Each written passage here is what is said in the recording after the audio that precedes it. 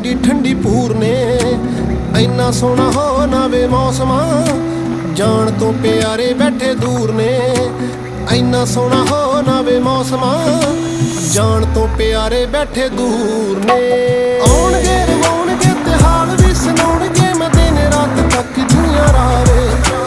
ਕਈ ਵਾਰੀ ਖੋ ਜਾਵਾਂ ਮੈਂ ਐਸੀਆਂ ਖਿਆਲਾਂ ਵਿੱਚ ਸੰਭਿਆ ਨਹੀਂ ਜਾਂਦਾ ਮੈਥੋਂ ਚਾਵੇ ਉੱਡ ਗਈਆਂ ਚਿਹਰੇ ਉੱਤੋਂ ਲਾਲੀਆਂ ਕੀ ਦੱਸਾਂ ਇਹ ਵੀ ਕਿੰਨੇ ਮਜਬੂਰ ਨੇ